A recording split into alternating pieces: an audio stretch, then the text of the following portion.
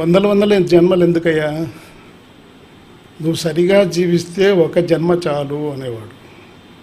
ఒక జన్మలో నువ్వు నిర్వాణాన్ని పొంది వెళ్ళిపోవచ్చు, మరి వచ్చే అవసరం లేదు. దాని గురించి ఒక శ్లోకం చెప్పాడు భగవద్గీతలో. ఆ బ్రహ్మ భువనాల్లోక పునరావృత్తినోర్జున మాముపేతత్ కౌంతేయ పునర్జన్మ నా విద్యతే అన్నాడు. బ్రహ్మలోకాలు అంటే ఆత్మలోకాలు కోటాను లోకాలు ఉన్నాయి. నువ్వు ఏ లోకానికి వెళ్ళినా తిరిగి భూలోకానికి రావాల్సిందే. ఎందుకోసం వస్తున్నావు? ఇక్కడ 2 రకాల కర్మలు సృష్టించుకుంటున్నాం మనము. ఒకటి పుణ్యము, 2 పాపము. పుణ్యం చేస్తే పుణ్యకార్యాలు అనుభవించడానికి శరీరంతో ఈ లోకానికి రావాల్సిందే, లేదా పాపం చేసావా పాప కార్యాలు అనుభవించడానికి శరీరంతో రావాల్సిందే. 2 జన్మకు కారణమవుతున్నాయి, పుణ్యము పాపము 2. దాన్ని దాటుకోవాలి. ఒడిగట్టుకున్న ఉభయ కర్మములను గడి దాటినప్పుడే కైవల్యము అన్నాడు. ఒడిగట్టుకున్నాం, ఈ పక్క ఒడి ఈ పక్క ఒడి, పుణ్యము పాపము, ఈ మూటలు తెచ్చుకున్నాం. ఇక్కడ పుణ్యం మూట తగ్గుతోంది, పాపం మూట పెరుగుతోంది. కానీ 2 సంఖ్యలే. పుణ్యము బంగారు సంఖ్యలు, పాపము ఇనుప సంఖ్యలు. 2 సంఖ్యలే. ఈ 2 దాటుకో అని చెప్పేసి హెచ్చరిస్తూ ఉన్నారు మహనీయులంతా. మాముపేతత్ కౌంతేయ పునర్జన్మ నా విద్యతే. నువ్వు ఏ జన్మలో అయితే నా లోకంలోకి నువ్వు ప్రవేశిస్తావో పునర్జన్మ నా విద్యతే, నీకు పునర్జన్మ లేకుండా చేస్తాను అని చెప్పేసి వాగ్దానం చేస్తున్నారు కృష్ణుడు. అంటే అది లక్ష్యం పెట్టుకోవాలి. ఏదో నేను అనారోగ్య సమస్యలు ఉన్నాయి అవి తీర్చుకొని వెళ్ళిపోతాను అనుకుంటే ప్రయోజనం లేదు. దానికోసం ధ్యానం చేయనక్కర్లేదు. ఆరోగ్య సూత్రాలు పాటిస్తే ఆరోగ్యాన్ని పొందవచ్చు. పరిమితమైన కోరికలతో ఎందుకు రావాలి? ఇది కూడా కోరికే. నిర్వాణం ముక్తి కావాలనేది కూడా ఒక కోరికే, కానీ ప్రతి ఒక్కరికి ఉండవలసిన కోరిక అది. ఎంతకాలం వస్తుంటావు పోతుంటావు. పునరపి జననం పునరపి మరణం పునరపి జనని జఠరే శయనం ఇహ సంసారే బహుదూస్తారే కృపయా పారే పాహిమురారే. వస్తున్నావు పోతున్నావు, తెలియడం లేదు మనకి. వస్తున్నాం, తల్లి గర్భంలో ప్రవేశిస్తున్నాం, మరి ఈ లోకంలోకి వచ్చినాక 3 అవస్థలు అనుభవిస్తూ మరి వెళ్ళిపోతున్నాం, మరీ వస్తున్నాం పోతున్నాం. ఇలా జరుగుతూనే ఉంది, మనకి తెలియడం లేదు. కాబట్టి ఇంతకాలం జన్మ పరంపర సాగించాం. ఒక జన్మ తర్వాత ఇంకొక జన్మ, ఒక జన్మ తర్వాత. కానీ జన్మ పరంపర ఆపేయాలంటే యోగ పరంపరలోకి ప్రవేశించాలి. పత్రిజీ కాన్సెప్ట్ చెప్పాడు, యోగ పరంపర. పత్రిజీ స్పీచెస్ అని చెప్పేసి టైప్ చేయండి యూట్యూబ్లో, యోగ పరంపర. దాంట్లో కూలంకుషంగా సబ్జెక్ట్ చెప్తాడు సార్. 1 అవర్ పైనే ఉంటుంది సబ్జెక్ట్. మరి ఇవన్నీ ఎట్లా పొందాడు ఆయన? అనుభవ జ్ఞానం. ఆయన అనుభవ జ్ఞానంతో చెప్పిన విషయాలే మనం ఇక్కడ చర్చించుకుంటున్నాం. M for meditation, E for energy conservation, D for detachment, I for intellect, T for thought power, A for awareness, T for third I, I for intuition, O for over self contact, N for Nirvana. Meditation యొక్క క్లుప్తంగా తెలుసుకుంటే మనకు అర్థమవుతుంది. కాబట్టి 10 సబ్జెక్టులు తెలుసుకున్నాం మనం. పత్రి చెప్పినటువంటి 10 సబ్జెక్టులు తెలుసుకున్నాం. 10 టాపిక్స్. కాన్సెప్ట్, ఆయన కాన్సెప్ట్ ద్వారా జ్ఞానం అందించేవాడు. ఒకసారి గుంటకల్లో మిడ్నైట్లో మేడం వచ్చింది. పత్రిజీ 2 గంటలకు మిడ్నైట్ వస్తాడని తెలుసుకొని వచ్చిందని. ఏం మేడం అంటే, సార్తో ఎక్స్పీరియన్స్ చెప్పి వెళ్ళాలని వచ్చాను. సార్ 2:30కి వచ్చాను, మిడ్ నైట్. ఎప్పుడంటే అప్పుడు వచ్చేవాడు, ట్రైన్లో వచ్చి మళ్ళీ ఎర్లీ మార్నింగ్ వెళ్ళిపోయేవాడు. ఇప్పుడు కారు కూడా లేదు ఆయనకి, ట్రైన్స్ బస్సుల ద్వారానే జర్నీ చేసేవాడు. సరే 2:30కి వచ్చాడు. ఆ మేడం, ఏంటి మేడం అంటే, మీ ఎక్స్పీరియన్స్ వచ్చింది సార్, చెప్పాలని వచ్చాను. సార్ చెప్పండి అని. ఆమె ఏదో చెప్పింది ఎక్స్పీరియన్స్. వెరీ గుడ్, మంచి ఎక్స్పీరియన్స్ అన్నాడు.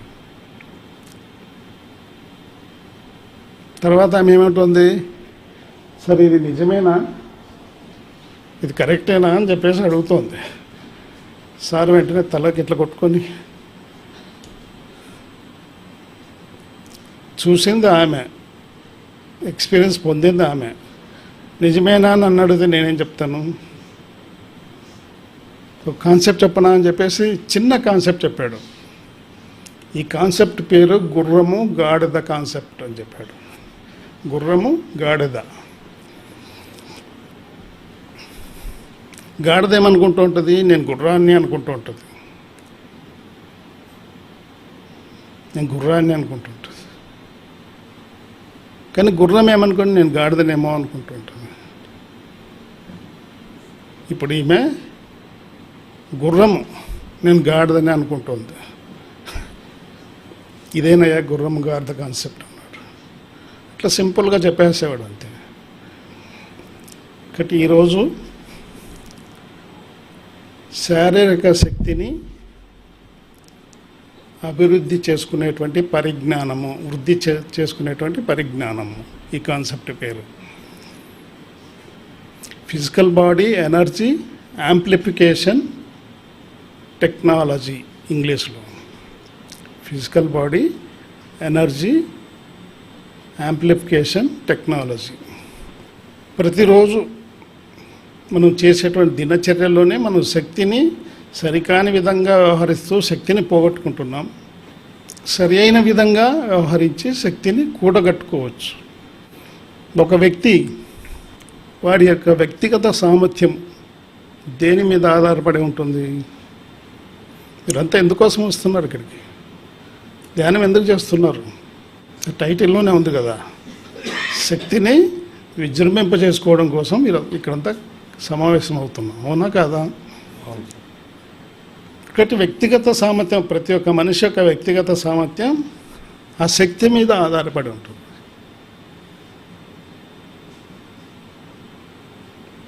శక్తి లేదా కాస్మిక్ ఎనర్జీ లేదా విశ్వశక్తి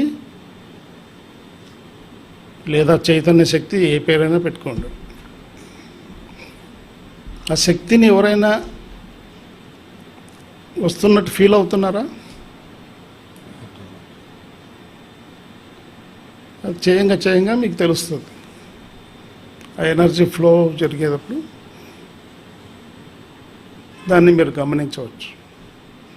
అర్లీ స్టేజ్లో అది సాధ్యం కాదు, చేయంగా మీకు తెలుస్తుంది.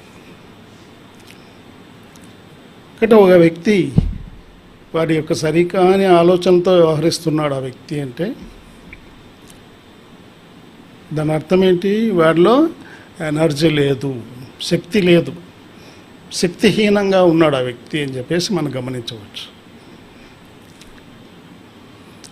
సరికాని విధంగా ఆలోచన చేస్తాం, సరికాని విధంగా వ్యవహరిస్తున్నాడు. దానికి కారణం ఏంటి? వాడిలో శక్తి లేదు. చాలామంది డిప్రెషన్ అంటుంటారు, ఇప్పుడు ఎక్కువైనవి. డిప్రెషన్ అంటే ఏంటి?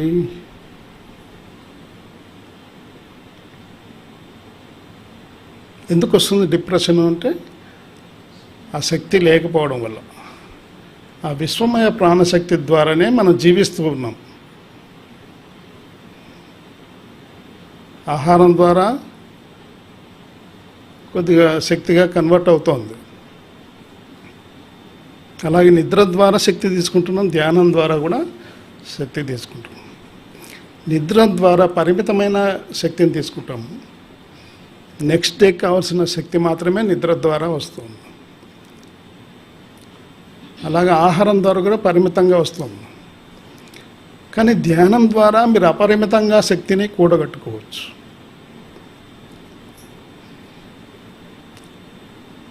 ఆ స్వేచ్ఛ మీకుంది. మీరు ఎన్ని గంటల ఆలోచన రహిత స్థితిలో మీరు కూర్చుంటారో అంతసేపు ఆ యొక్క విశ్వమయ ప్రాణశక్తి అపారంగా మీలోకి ప్రవేశించడం జరుగుతుంది. కాబట్టి ధ్యానం మనం ఇచ్చుకునేటువంటి వరం. నిద్ర ప్రకృతి మనకు అందించేటువంటి వరం అయితే ధ్యానం మనకు మనంగా ఇచ్చుకునేటువంటి ఒక వరం.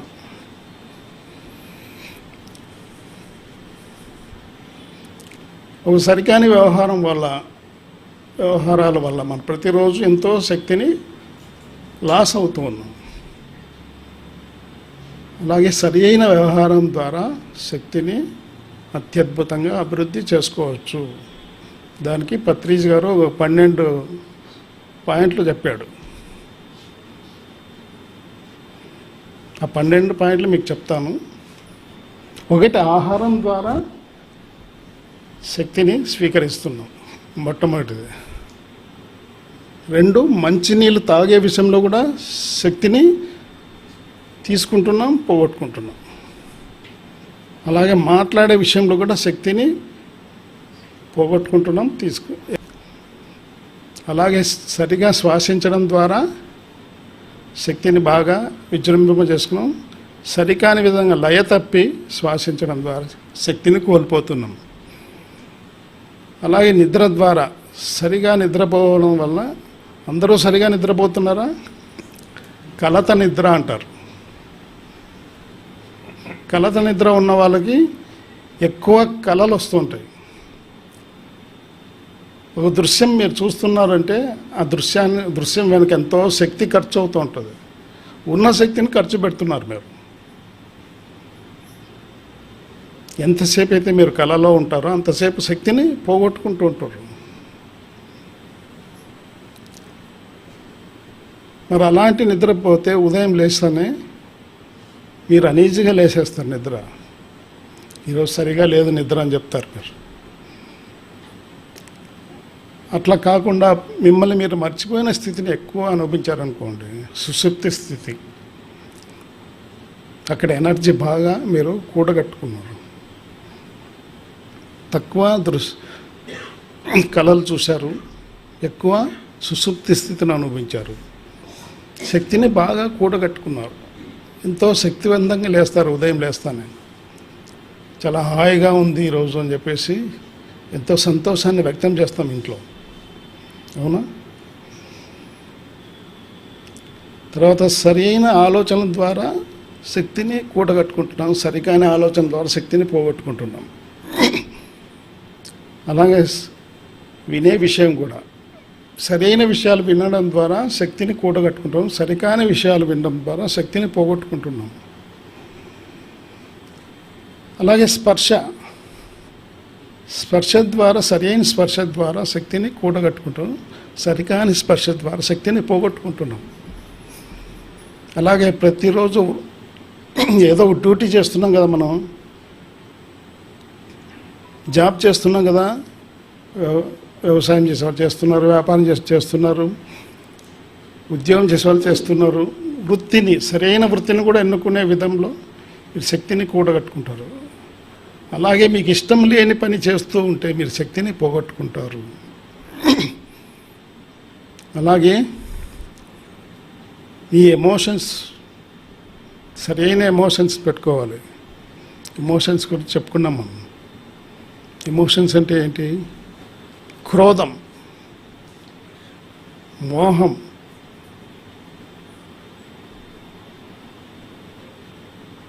ఇంకా ఏంటి? భయం. ఇలాంటి ఎమోషన్స్, నెగిటివ్ ఎమోషన్స్, వీటి వల్ల శక్తిని మీరు పోగొట్టుకుంటారు. దీని ఆపోజిట్లో మీరు భయాన్ని, ఆపోజిట్ పదం ఏంటి? నిర్భయం. నిర్భయ స్థితికి చేరుకోవాలి. భయాన్ని తొలగించడం, నిర్భయ స్థితికి చేరుకున్నప్పుడు మీ శక్తి విజృంభిస్తుంది. ఈ విధంగా 12 పాయింట్లు చెప్పాడు. అందులో మొట్టమొదటిది ఆహార విషయం.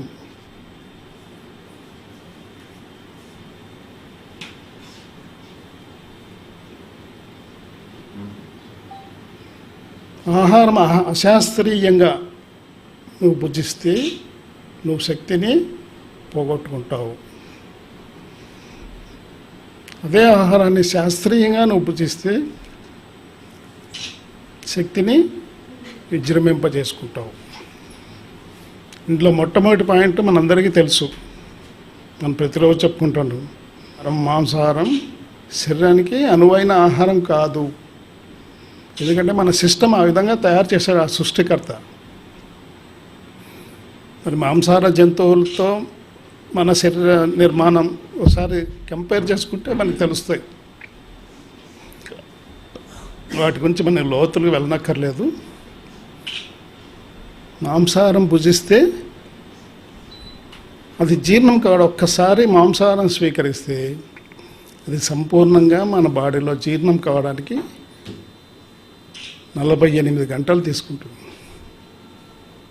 48 అవర్స్ సంపూర్ణంగా జీర్ణం కావాలంటే.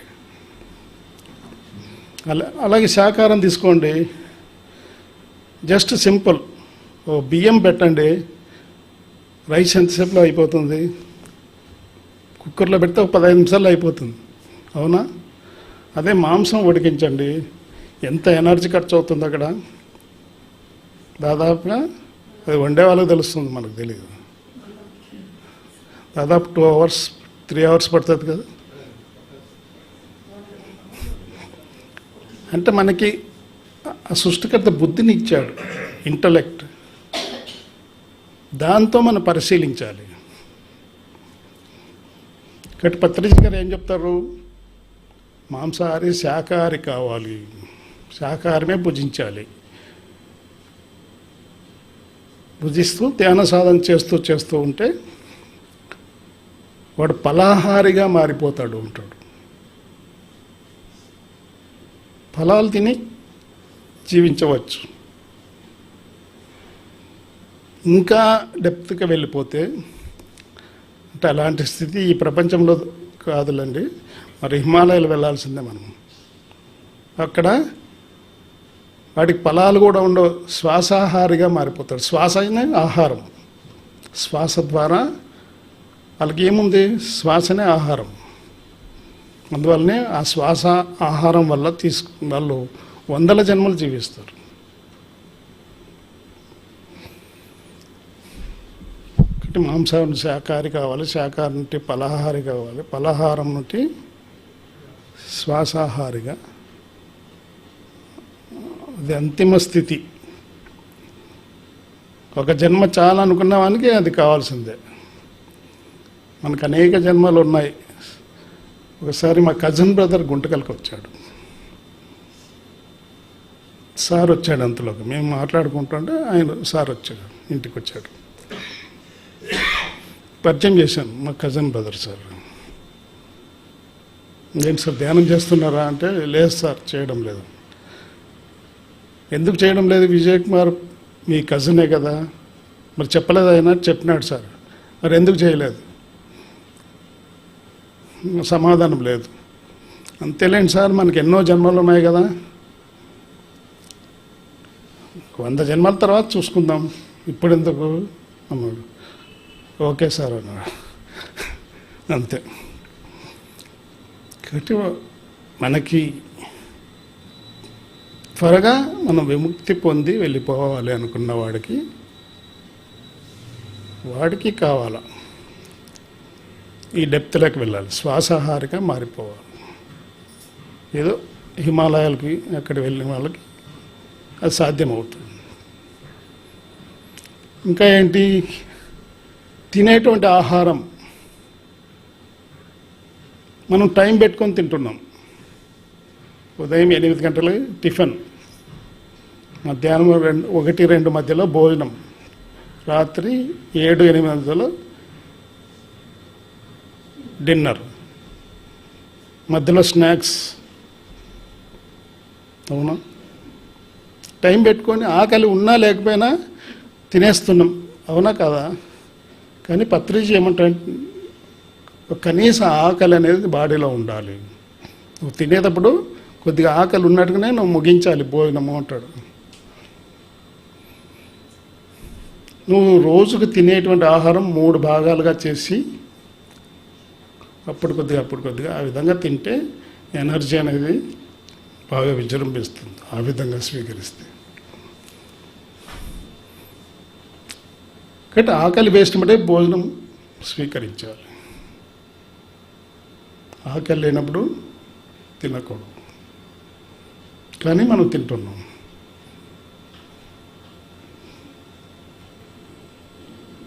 ఇదొక పాయింట్. నెక్స్ట్ ఏంటి, మనం వండుకునేటువంటి ఆహారము అప్పుడప్పుడు వండుకొని తినాలి, రుచికరంగా వండుకొని తినాలి. వెస్ట్రన్ కంట్రీస్లో ఒకరోజు చేసి పెట్టేస్తే వారం రోజులు అదే కర్రీసే యూజ్ చేయడం జరుగుతుంది. అలా తినకూడదు అంటాడు పత్రిక. ఫ్రెష్గా వండుకొని రుచికరంగా వండుకొని తినండి. దేహానికి ఆహారం ఇస్తున్నారు, కానీ రుచి ఎవరు స్వీకరిస్తున్నారు? నీ యొక్క అంతరాత్మ స్వీకరిస్తూ ఉంది. ఇంకో పాయింట్ ఏం చెప్పాడు, బాగా నమిలి తినాలి. ఈ పళ్ళ కిందే 75% జీర్ణం కావాలి. ఈ సిస్టానికి కేవలం ఒక 20% పని పెట్టాలి. అప్పుడు ఎనర్జీ మీరు ఎంతో కన్జర్వ్ చేసుకుంటారు. బాగా నమిలి తినాలి. కానీ అలా తింటున్నాం మనము, ఏదో డస్ట్బిన్లో వేసినట్టుగా వేస్తున్నామే కానీ ఎవరు జీర్ణం చేస్తున్నారు అన్న ఆలోచన మనకు వచ్చింది ఎప్పుడైనా?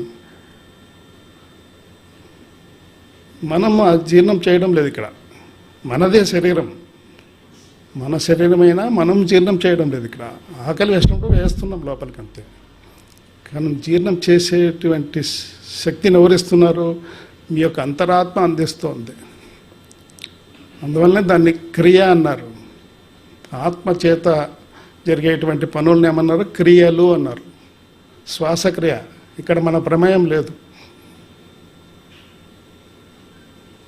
ఇక్కడ ఎవరైనా నేనే శ్వాసిస్తున్నాను అని చెప్పగలిగిన వాళ్ళు ఎవరన్నారు? జాగృత అవస్థలో మీరు చెప్పగలరు, ఎందుకంటే మీరు మెలకువలో ఉన్నారు కనుక. మరి నిద్రావస్థలో ఎవరు శ్వాసిస్తూ ఉన్నారు? క్రియ జరుగుతోంది కదా అక్కడ. ఉదయం లేస్తున్నారు, బాడీలోకి వస్తున్నారు. ఎందుకు, ఏ విధంగా వస్తున్నారు? ఆ క్రియ జరుగుతోంది కనుక వస్తున్నారు బాడీలోకి. మరి ఆ క్రియ ఆత్మ చేత, ఆత్మ యొక్క శక్తి ద్వారా జరుగుతుంది. కాబట్టి మన శరీరంలో అనేక క్రియలు జరుగుతూ ఉన్నాయి. మనకు కొన్ని తెలుసు, చాలా మటుకు తెలియదు మనకి. అనేక క్రియలకు మూలమైన క్రియ శ్వాసక్రియ. ఈ క్రియ ఆగిపోతే అన్ని క్రియలు ఆగిపోతాయి. అన్ని క్రియలు ఆగిపోతే ఇది శవం అయిపోతుంది.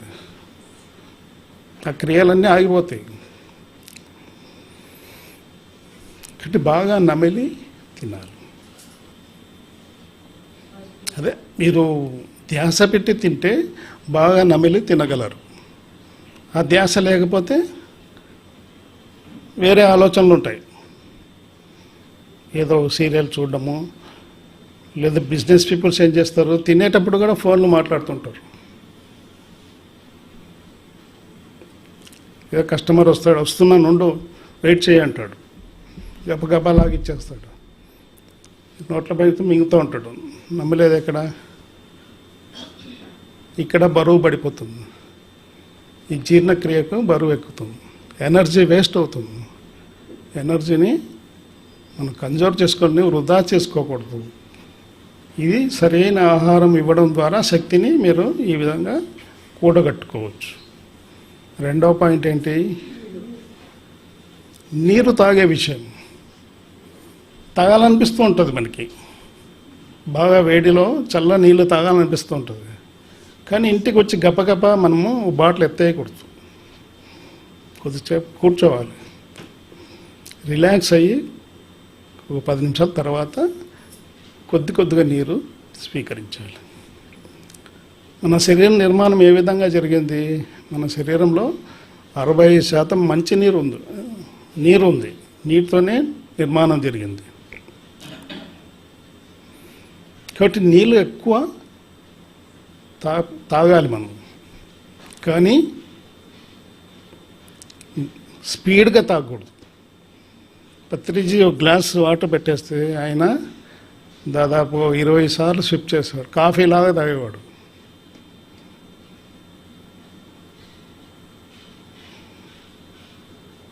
కాఫీ ఏ విధంగా తాగుతాం ఆ విధంగా అట్లా అనేక సార్లు తాగేవాడు నీళ్ళు. అన్నీ నేర్పించాడు ఆయన. ఆయన ఏదైతే చెప్పాడో అవి ఆచరించాడు. అందువల్లనే ఆయనకు అంత విలువ.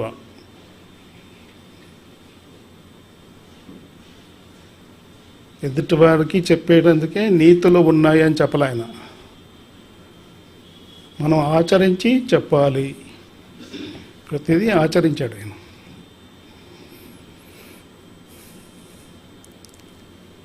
ఇటు వాటర్ ఇది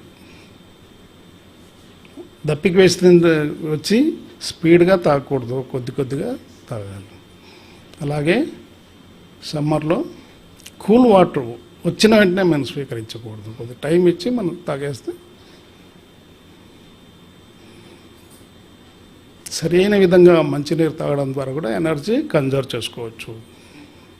మిక్సీలో పచ్చడి చేస్తున్నారు,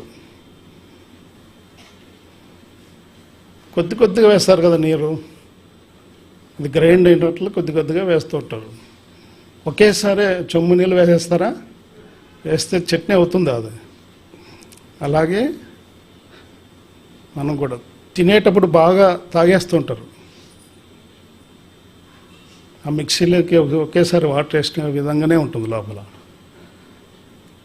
తిన్న తర్వాత 1 అవర్ గ్యాప్ ఇచ్చి మనం కొద్ది కొద్దిగా నీరు తీసుకుంటే మీ ఎనర్జీ బాగా కన్జర్వ్ అవుతుంది.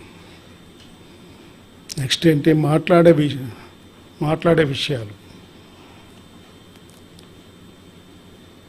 మాటలే కదా అని చెప్పేసి ఎటు పడితే అటు మాట్లాడేస్తున్నాం, కానీ ఆ మాట వెనుక ఎంతో శక్తి ఖర్చు అవుతుంది. శక్తి ద్వారా మనం మాట్లాడుతున్నాం. ఒక మాట వస్తుంటే శక్తి ఖర్చు అవుతుంది. మరి ఎలాంటి మాటలు మాట్లాడాలి? అవసరమైనప్పుడే అవసరమైన మోతాదులో మాట్లాడాలి. సందర్భోచితంగా పత్రి చెప్పేవాడు, 100 మంది దగ్గర వాళ్ళ దగ్గర మాట్లాడాల్సిన మాటలు మాట్లాడు, 10 మంది దగ్గర 10 ఆ రకంగా మాట్లాడు. ఒక్కరి దగ్గర నువ్వు 100 మంది వాయిస్ నువ్వు వ్యక్తం చేస్తే ఏమవుతుంది? నీ ఎనర్జీ వేస్ట్ అవుతుంది. సందర్భోచితంగా మాట తీరు ఉండాలి. అప్పుడు ఎనర్జీని శాస్త్రీయంగా నువ్వు ఈ మాటని వినియోగించుకుంటే నీ ఎనర్జీ కన్జర్వ్ అవుతుంది. అశాస్త్రీయంగా నువ్వు వినియోగించుకున్నావు, ఎనర్జీ లూజ్ అవుతావు. అలాగే అశాస్త్రీయంగా మంచినీరు తాగినా ఎనర్జీ లూజ్ అవుతావు. శాస్త్రీయంగా నువ్వు సైంటిఫిక్గా వాటర్ని వినియోగిస్తే నువ్వు ఎనర్జీని కన్జర్వ్ చేసుకోవచ్చు. తర్వాత నెక్స్ట్ పాయింట్, చూసే పద్ధతి. నా కళ్ళే కదా అని చెప్పేసి కంటిన్యూగా చూస్తూ ఉంటే ఏమవుతుంది? ఉదయం లేస్తుంటే రాత్రి 11 వరకు టీవీ వాగుతూనే ఉంటుంది. చూస్తుంటే మీ ఎనర్జీ లూజ్ అవుతారు.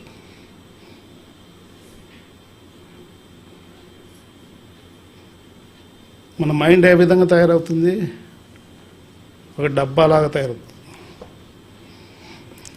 కానీ అవసరమైనవి అందులో మంచి మంచి విషయాలు వస్తూ ఉంటాయి.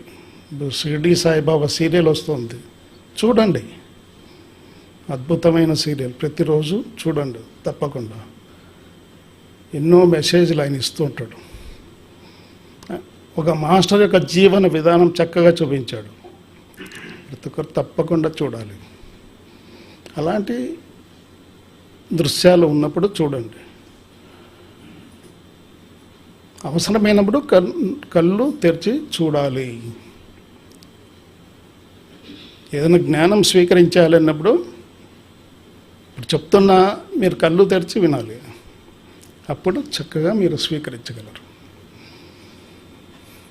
అలాగే ప్రకృతిలోకి వెళ్ళారు,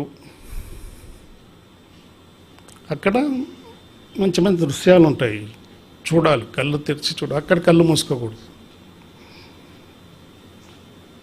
ఇక్కడ శాస్త్రీయంగా చూడాలి. నా కళ్ళే కదా, నా మాటే కదా. కొందరు మాట్లాడుతుంటారు, చండాలంగా మాట్లాడుతుంటారు. మనం వినలేము ఆ మాటలు, చెవులు మూసుకోవాల్సిందే. ఎవరు మాట్లాడుతున్నాడు? భగవంతుడు మన ద్వారా మాటను వ్యక్తం చేస్తూ ఉన్నాడు. భగవంతుడు మాట్లాడిస్తాం, నీలో ఉన్నట్టు ఆత్మ ద్వారా మాట వస్తుంది. మరి ఆ మాట ఏ విధంగా ఉండాలి? ఈ నోటి ద్వారా సత్యవాక్యే రావాలి, అసత్యపు వాక్కు రాకూడదు అంటాడు పత్రిజీ. ఇక్కడ సైంటిఫిక్గా చూడండి, శాస్త్రీయంగా చూడండి. ఐదవది ఏంటి? నిద్రించే విధానం.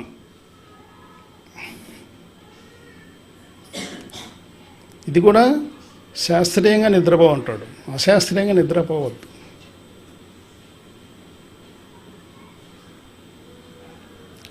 నిద్రని కూడా ఆహారాన్ని ఏ విధంగా అయితే 3 భాగాలు చేసుకుంటాం, నిద్రను కూడా 3 భాగాలు చేసుకో.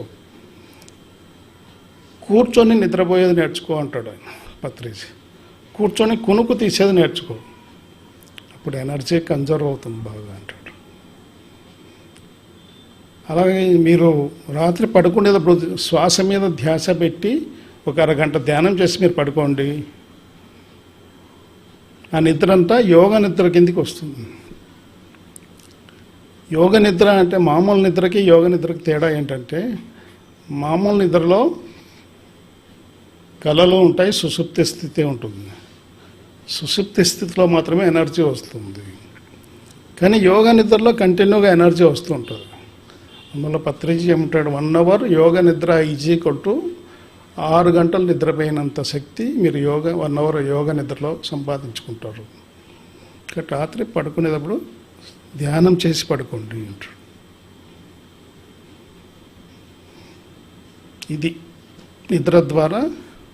ఇది అశాస్త్రీయంగా నిద్రపోయినాం అనుకోండి. అశాస్త్రీయం అంటే పగటిపూట ఎటు పడితే అటు మనం వ్యవహరించి రాత్రి పడుకున్నప్పుడు ఏమవుతుంది, అదే మనసే మీకు దృశ్యం చూపిస్తూ ఉంటుంది, దృశ్య రూపం. అదే కళ అంటాం. ఆ కళల ద్వారా మీరు నిద్రపోయినారనుకోండి, కలత నిద్రే, మీకు ఎనర్జీ ఉండదు అక్కడ. అటు శాస్త్రీయంగా నిద్రపోవాలి. ఈయన 6వది శ్వాసించే విధానం. మనకు చాలామంది నేర్పించారు, పతంజలి యోగ సూత్రాల్లో చెప్పుకున్నాం. పూరకము, కుంభకము, రేచకము, ఈ 3 ఉంటాయి క్రియాయోగంలో, లేదా హఠయోగము అంటారు. బై ఫోర్స్ మీరు గాలి తీసుకుంటారు, కుంభిస్తారు. పూరకము, కుంభకము, రేచకము వదిలేస్తారు. అంటే శాస్త్రీయమైన ప్రాణాయామం మీరు చేయాలంటే శ్వాస మీద ధ్యాస పెట్టి సాధన చేయండి. ఇదే ఈ ఆనాపానసతే సరి అయిన ధ్యాన విధానం. దీని ద్వారానే మీకు సరైన శక్తి వస్తుంది. ఆది శంకరాచార్యుల వారు చెప్పారు, సుఖ ప్రాణాయామం గురించి చెప్పాడు, శ్లోకం చెప్పాడు భజగోవిందంలో.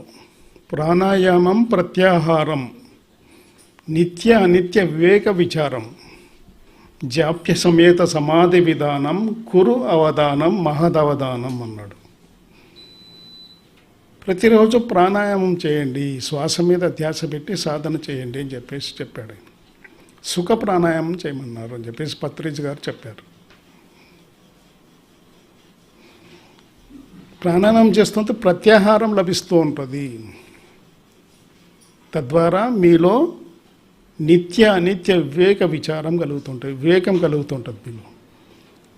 ప్రతిదీ ఈ ప్రపంచంలో ద్వంద్వం ఉంటుంది, ద్వంద్వంలో ప్రపంచం నడుస్తుంది. ఏది మంచి ఏది చెడు, ఆ నిత్య అనిత్య వివేక విచారం మీకు కలుగుతుంది. ప్రాణాయామం చేస్తుంటే ప్రత్యాహారం, తద్వారా మీలో నిత్య అనిత్య వివేక విచారం కలుగుతుంది. జాప్య సమేత సమాధి విధానం కురు అవధానం మహదవధానం. జాప్య సమేత సమాధి విధానం అన్నాడు. జాప్య సమేత అంటే జపముతో కూడుకున్న ఈ సాధన, జపం ఒక పని పదే పదే చేయడం ద్వారా దాన్ని జపము అంటారు. ప్రాణాయామం, ప్రత్యాహారం, నిత్య అనిత్య వివేక విచారం, ఈ మూడు ప్రతిరోజు చేస్తూ ఉంటే ఈ జపంతో కూడిన ఈ సాధన ఇదే సరి అయిన సమాధి విధానం అన్నాడు. జాప్య సమేత సమాధి విధానం కురు అవధానం మహదవధానం. కురు చెయ్యి, ఈ అవధానమే సరి అయిన అవధానం, ఇదే మహదవధానం. అసలైన సాధన శ్వాస ద్వారా సరి అయిన శక్తిని మీరు కూడగట్టుకోవాలంటే ప్రతినిత్యము ఈ యొక్క శ్వాస మీద ధ్యాస సాధన చేస్తూ ఉండాలి. ప్రతినిత్యం జీవన విధానం, ప్రతిరోజు మనం జీవిస్తూ ఉన్నాం. జీవించే విధానం వృత్తి విధానం. ప్రతి ఒక్కరు వృత్తిని ఎన్నుకున్నారు కదా, శరీర పోషణ కోసం, కుటుంబ పోషణ కోసం ఒక వృత్తిని ఎన్నుకున్నారు. ఆ వృత్తి సరైన వృత్తి, మీరు శక్తివంతంగా మీరు తయారయ్యే విధంగా ఉండాలి. ఆ వృత్తి ఇష్టం లేని పని నువ్వు చేయకూడదు అంటాడు. రిచర్డ్ బాక్ ఏమంటాడంటే, రిచర్డ్ బాక్ ఒక స్పిరిచువల్ సైంటిస్ట్ ఆయన ఏమంటాడంటే, నువ్వు ఏదైనా ఒక పని చెయ్యాలి అని నిర్ణయించుకున్నప్పుడు నీ అంతరంగంలో వెళ్ళి ప్రశ్నించు, ఈ పని చేయవచ్చా చేయకూడదు అని చెప్పేసి ప్రశ్నించుకో. అప్పుడు నీలో ఉంటే ఒక సమాధానం వస్తుంది. ఆ సమాధానాన్ని బట్టి నువ్వు ఆ పని చెయ్యి అని చెప్పేసి చెప్తాడు ఆయన. ఎవరైనా వినగలుగుతున్నారు లోపల విషయాలు? అంతరాత్మ ప్రబోధము అంటారు. అంతరాత్మ మీరు ఏదైనా ఒక పని చేయాలి, ఈ పని ఇలా చేయాలా అలా చేయాలని చెప్పి ప్రశ్నించుకున్నప్పుడు మీ సమాధానం మీ లోపల నుంటే వస్తుంది. ఎవరిని బయట అడిగే అవసరం లేదు. అది చేయంగా ఆ స్థితి మీకు లభిస్తుంది.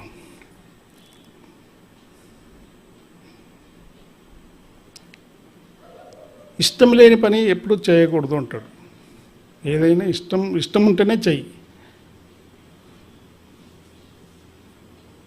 మరి రెండో అబ్బాయి బెంగళూరులో సాఫ్ట్వేర్ కంప్యూటర్ సైన్స్ చేశాడు. 2 years జాబ్ చేశాడు బెంగళూరులో. ఒకరోజు ఉన్న పరంగా చెప్పేశాడు, నాకు ఇష్టం లేదు జాబ్, నేను మానేస్తాను. సరే మానే, మరి ఏం చేస్తావు అంటే, నేను పైలట్ అవుతా అన్నాడు. ఓకే ప్రొసీడ్ అన్నా. ఇప్పుడు కెనడాలో పైలట్ ట్రైనింగ్లో ఉన్నాడు. ఇష్టం లేని పని చేస్తే నువ్వు శక్తిని పోగొట్టుకుంటావు. అట్లని చెప్పి ప్రతి ఒక్కరి అంత స్తోమత ఉండొచ్చు కదా. అదే కాదు, ఏదైనా కానీ ఒక వృత్తి, ఒక పని చేసేటప్పుడు ఆ పని వల్ల నువ్వు నీ జీవన విధానం డిస్టర్బ్ కాకూడదు. నువ్వు హాయిగా ఆనందంగా ఉండే పరిస్థితి నువ్వు కల్పించుకోవాలి. ఇక్కడ సరైన వృత్తిని ఎన్నుకోవాలి. అంటే శాస్త్రీయంగా నువ్వు చేసే పని శాస్త్రీయంగా ఉండాలి, అశాస్త్రీయంగా ఉండకూడదు. ప్రవర్తనా పద్ధతి ఇందాక చెప్పుకున్నాం. ప్రవర్తన ఉన్నట్టు కోపాన్ని వ్యక్తం చేసావనుకో, తన కోపమే తన శత్రువు, తన శాంతమే తనకు రక్ష, దయ చుట్టంబో అని చెప్పారు కదా. అంటే నీ కోపమే నీ శత్రువు అవుతుంది. అంటే నీ ఎనర్జీని నువ్వే పోగొట్టుకుంటావు. కోపము, భయము, ఈ నెగిటివ్ ఎమోషన్స్, వీటి ద్వారా నువ్వు ఎనర్జీని లూజ్ చేసుకుంటావు.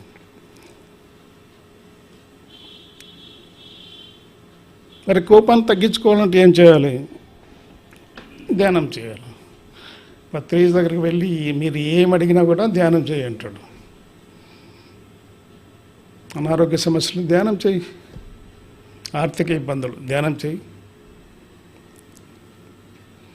ధ్యానంతో ముడిపడి ఉన్నాయి. మన జీవితం ధ్యానానికి ముడిపడి ఉంది. మనం సృష్టించినప్పుడే ఆ సృష్టికర్త మనతో పాటు ధ్యానాన్ని కూడా సృష్టించి మన వెంట పెట్టి పంపించాడు. శ్వాస ఎక్కడ జరుగుతుంది?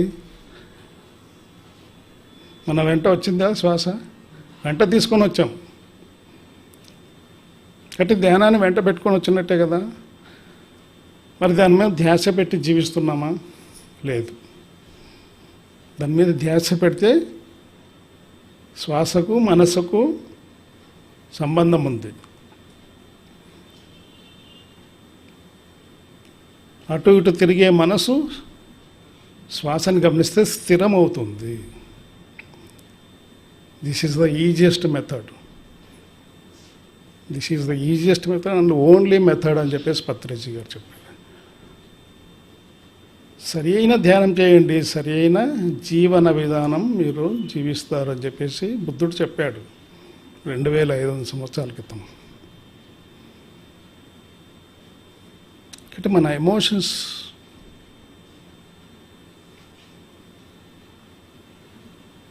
ఎనర్జెటిక్గా ఉండాలి. మన బాడీ శక్తివంతంగా తయారు కావాలంటే ఒక పాజిటివ్ ఎమోషన్స్,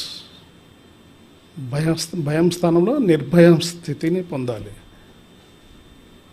క్రోధం వదిలేసి శాంతి ఆపోజిట్, శాంతిగా ఉండడం నేర్చుకోవాలి. శాంతి లేక సౌఖ్యము లేదు అన్నాడు కీర్తన ద్వారా. శాంతి, మనశ్శాంతి ఉన్నవాడికే సుఖం లభిస్తుంది అని చెప్పాడు. ఎవరు పాడారు కీర్తన? త్యాగరాజు గారు పాడారు. శాంతి లేక సౌఖ్యము లేదు. మనశ్శాంతి ఉన్నవాడికే సౌఖ్యము. శారీరక సౌఖ్యము, మానసిక సౌఖ్యము, బుద్ధిపరమైన సౌఖ్యము, ఆత్మపరమైన సౌఖ్యము. ఈ 4 రకాల సౌఖ్యాలు ఉన్నవాడే స్వస్థత పొందినవాడు. భౌతిక స్పర్శ, స్పర్శించే విధానంలో కూడా మీకు ఎనర్జీని, ఇప్పుడు కరెంటు పోయింది, లైట్లు అన్నీ లేవు, మీరు స్విచ్లో వెతుకుతూ రంధ్రంలో వేలు పెట్టారనుకోండి, ఉన్నట్టు కరెంట్ వచ్చిందనుకోండి, ఏమవుతుంది? మీరు ఎనర్జీ లూజ్ అవుతారు. లేదా గీజర్ వేశారు, సార్కి తెలీదు మేడం గీజర్ వేసింది, బాత్రూంలో పోయి వేడి నీళ్ళ చేయబెట్టినా అనుకో, ఏమవుతుంది? ఎనర్జీ కోల్పోతారు. సరైన స్పర్శ. పత్రిజీ ఏం చెప్తారంటే పిల్లల్ని కౌగిలించుకోండి, దగ్గర చేర్చుకోండి. పిల్లలు దైవాంశ సంభూతులు. Until you become a child you cannot enter into kingdom of God అన్నాడు క్రైస్ట్. నువ్వు చిన్న పిల్లవాని మనస్తత్వం కలిగినప్పుడే దేవుని రాజ్యంలోకి ప్రవేశించగలవు. ఆ దేవుని రాజ్యం ఎక్కడ ఉంది? నీలోనే ఉన్నది. ఆత్మరాజ్యమే దేవుని రాజ్యము. ప్రతిరోజు ఆ దేవుని రాజ్యంలోకి ప్రవేశిస్తున్నాం ఇక్కడ మనం. ఇక్కడ నువ్వు చిన్న పిల్లవాడి అయిపోవాలి. వాడికి ధ్యానం అక్కర్లేదు, ఇంకా మనసు విత్తన దశలో ఉంటుంది. మనలో మనసు వృక్షం అయిపోయింది. మనం ఎందుకు ధ్యానం చేస్తున్నామంటే ఏదైతే చిన్నతనంలో పోగొట్టుకున్నామో అది తిరిగి పొందడం కోసం మనం ధ్యానం చేస్తున్నాం.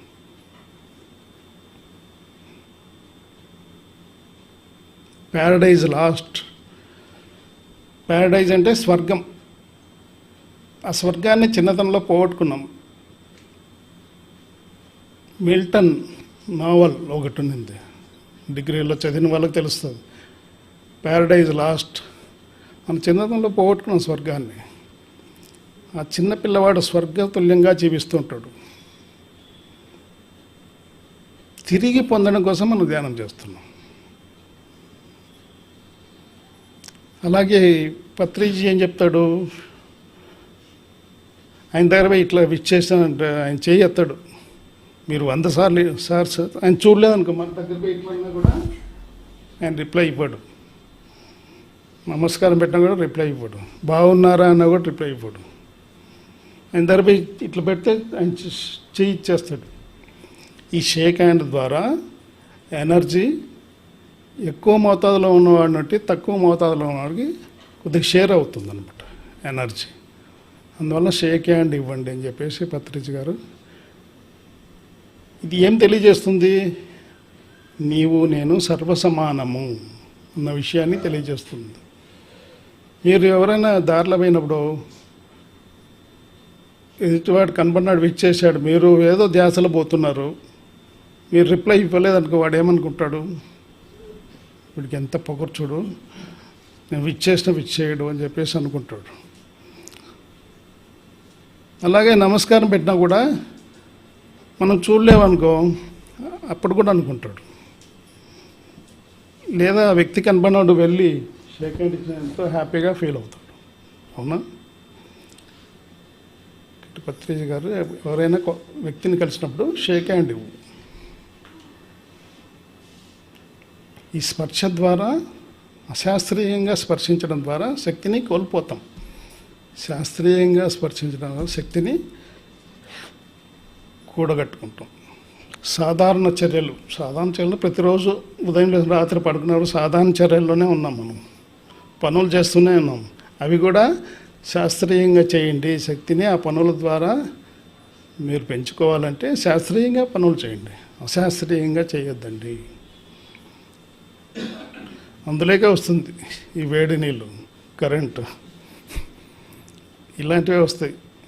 ఇలాంటివి ఎన్నో ఉంటాయి. మనం చర్చించుకుంటూ పోతే, చెక్ చేసుకుంటే. నెక్స్ట్, మన ఆలోచన విధానం. ఆలోచన మనవే కదా అని చెప్పేసి ఎటు పడితే అటు ఆలోచన చేస్తే శక్తిని కోల్పోతారు. మీరు కూర్చొని ఆలోచన చేస్తూ ఉన్నాడు. అందరికీ అనుభవాలు ఉంటాయి.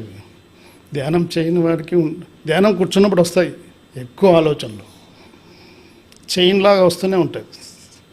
మీరు ఆలోచన వెంట వెళ్ళారనుకోండి, 1 అవర్ కూర్చోబెట్టినా కూడా, సార్ 1 అవర్ కూర్చుందామని చెప్పేసి కూర్చోబెడతారనుకో, 1 అవర్ కూడా మీకు ఆలోచనలోనే ఉంటారు. ఈ ప్రపంచం 2 ఉన్నాయి. ధ్యానం ఉన్నది, పరధ్యానం ఉన్నది.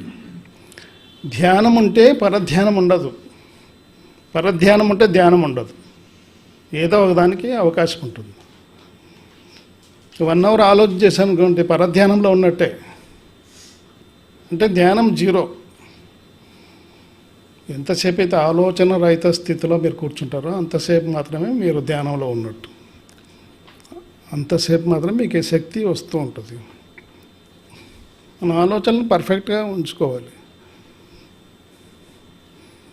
నా మనసే కదా, ఏమైనా ఆలోచిస్తానని చెప్పేసి అంటే అంతే, మన శక్తి కోల్పోతాం. మనసులోన ఒకటి, మాటలాడట ఒకటి, వడలి గుణం ఒకటి, నడత ఒకటి, ఎట్లు కలుగు ముక్తి ఇట్లుండంగా తాను. ఆలోచనలు అస్తవ్యస్తంగా ఉన్నాయి, తద్వారా మాట కూడా అస్తవ్యస్తంగానే వస్తుంది. అలాగే గుణం కూడా తమో గుణము రజోగుణంతో నిండి ఉంది గుణం. అలాగే నడవడిక కూడా అస్తవ్యస్తంగానే ఉంటుంది. ఎట్లు కలుగు ముక్తి ఇట్లుండంగా తాను. ఏ విధంగా ముక్తి లభిస్తుంది? కాబట్టి మూలం ఏంటి? ఆలోచనలు. ఇవి ప్యూర్గా ఉంచుకోవాలి. డిజాస్టర్స్ థింకింగ్ నుండి నెగిటివ్ థింకింగ్ పాజిటివ్ థింకింగ్ నుండి మిరాకిలస్ థింకింగ్ దాకా మనము ప్రయాణం సాగించాలి. ధ్యానము, స్వాధ్యాయము, సజ్జన సంగత్యాలు ప్రతిరోజు చేస్తూ ఉంటే ఈ డిజాస్టర్స్ థింకింగ్ తగ్గుతుంది, నెగిటివ్ థింకింగ్ తగ్గిపోతుంది, పాజిటివ్ థింకింగ్లోకి వస్తారు. తర్వాత మిరాకిలస్ థింకింగ్లోకి వెళ్ళిపోతారు. పత్రిజ్ గారు మిరాకిలస్గా థింక్ చేసేవాడు. అందువల్లనే ఆయన పీరియడ్లో అద్భుతాలు సృష్టించాడు. ఎప్పుడో 20-30 సంవత్సరాల క్రితం చెప్పాడు పెద్ద పెద్ద పిరమిడ్లు వస్తాయి. మరి ఈయన దగ్గర ₹1 లేదు, ఎట్లా కడతాడు పిరమిడ్ అని చెప్పేసి కొత్తగా వచ్చిన వాళ్ళు అనుకున్నారు. నాకు కూడా ఒక పక్క డౌట్, ఇంకో పక్క విశ్వాసం. ఏమై అప్పుడు ఎట్లుంది ఇప్పుడు ఎట్లుంది అంటే, అప్పుడు గొప్ప గొప్ప మాటలు అనేవారు సార్. అప్పుడు మీ దగ్గర ₹1 కూడా ఉండేది కాదు. 100 ఎకరాల్లో పిరమిడ్, పెద్ద పిరమిడ్లు కడతామన్నారు మీరు. ఒక పక్క విశ్వాసం మీ పట్ల, ఇంకో పక్క డౌట్ కూడా ఉండింది. నీకేంటే? నాకు కూడా ఉన్నది డౌట్ అన్నాడు ఆయన. అంటే తన్ను తాను తగ్గించుకుంటాడు ఆయన. నేను గొప్పవాడిని నేను ఎప్పుడు చెప్పుకోడు ఆయన. ఈ గడ్డంగాడు అంటాడు ఆయన. ఈ గడ్డంగాడు చెప్పాడు అంటాడు. ఈ గడ్డంగాడు ఏది చెప్తే అది వినద్దండి అంటే తను తాను తగ్గించుకుంటాడు. తర్వాత వినే విధానం. శాస్త్రీయంగా ఆలోచన చేయాలి, శాస్త్రీయంగా వినాలి. నా చెవులే కదా అని చెప్పేసి అంటే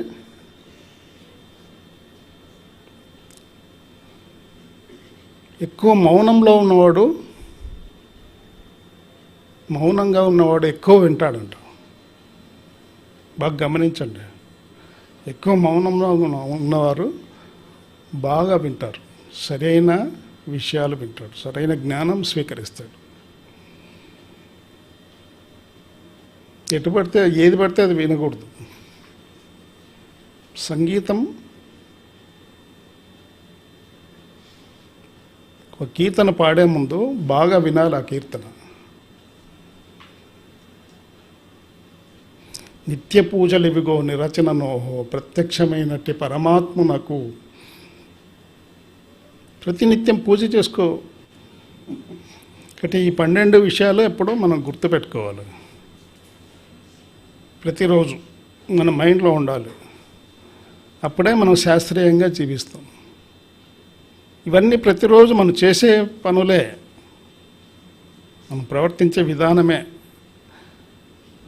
అవి శాస్త్రీయంగా చేస్తే మన శక్తిని విజృంభింపజేసుకుంటాం, అశాస్త్రీయంగా చేస్తే శక్తిని పోగొట్టుకుంటాం. Okay, thank you very much.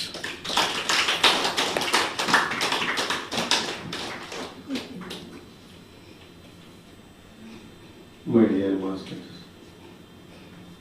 చాలా చక్కగా మనము ప్రతిదినము దైనందిన జీవితంలో ఏ విధంగా శక్తిని పోగొట్టుకుంటామో, ధ్యానం ద్వారా శక్తిని ఎలా కూడగట్టుకోవాలి, మనం ప్రతిదినము ఏవైతే మాట్లాడుతున్నామో వాటిలో 12 సూత్రాలు గురించి అద్భుతంగా వివరించారు.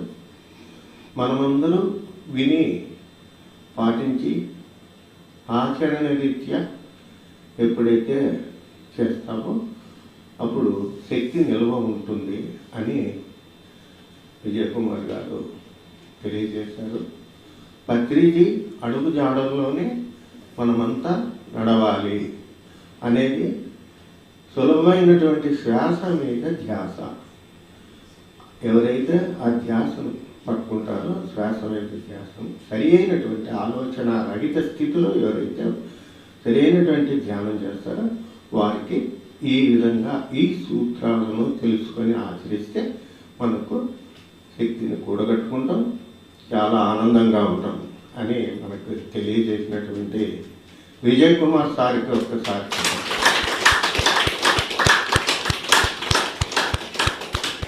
అటులనే ఈ జ్ఞానాన్ని విశ్వవ్యాప్తంగా మనకు అందిస్తున్నటువంటి పత్రిజీ గారికి ఒకసారి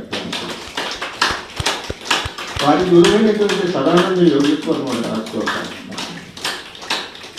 మునిబాబు దంపతులకు ఒకసారి, విజయ్ కుమార్ సార్ మనందరం ఇక్కడ పార్టిసిపేట్ చేసిన ఆ శక్తి మనకి ఇచ్చినటువంటి ఆ శక్తి మాకు ఒకసారి క్లాస్.